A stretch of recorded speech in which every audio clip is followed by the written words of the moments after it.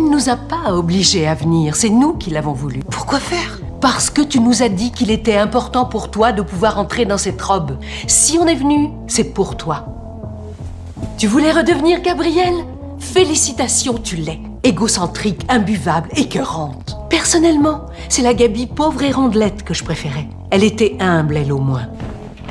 Carlos rentre à la maison. Il annonce à sa femme Gabi qu'il a retrouvé un emploi bien payé. Il veut l'emmener dans un restaurant chic pour fêter ça. Gabi l'enlace, folle de joie. Elle a déjà décidé de porter la robe de leur soirée de fiançailles. Carlos doute que sa femme ait grossi et que la robe ne lui aille plus. Le sourire de Gabi se fige. Carlos réalise qu'il a gaffé. Il change vite de sujet. Mais Gabi est quand même furieuse. Elle sort sa vieille robe pour l'essayer. Mais malgré tous ses efforts, elle n'arrive pas à l'enfiler. Jean la rassure que c'est normal que le corps change.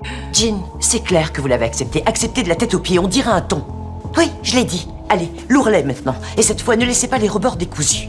Alors que Gabi se désespère, elle aperçoit Eddie qui court dehors. Elle se précipite pour l'arrêter et lui demande comment elle a réussi à perdre 5 kilos en une semaine. Mais Eddie ne partage pas sa méthode. Alors Gabi dit directement qu'elle veut rejoindre le camp d'entraînement. Eddie dit que sans parrain, personne n'entre. Et elle ne parrainera pas Gabi. Gabi est perplexe. Eddie explique qu'elle pense que Gabi ne tiendra pas. Ah, c'est parce que t'as peur que je sois meilleur que toi, c'est tout. 6 heures du mat au parc. Prépare-toi à mourir.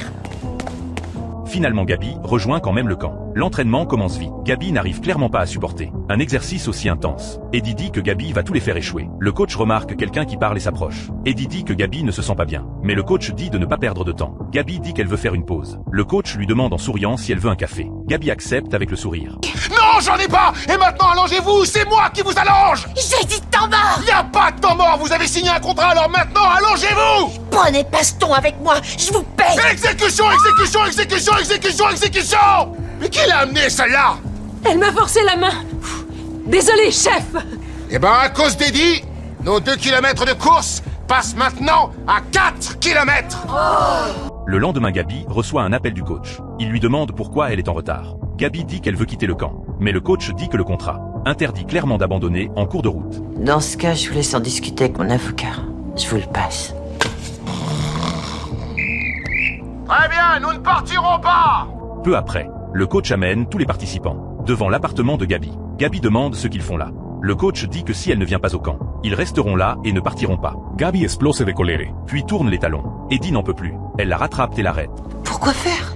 Parce que tu nous as dit qu'il était important pour toi de pouvoir entrer dans cette robe. Si on est venu, c'est pour toi. Tu voulais redevenir Gabrielle? Félicitations, tu l'es. Égocentrique, imbuvable, écœurante.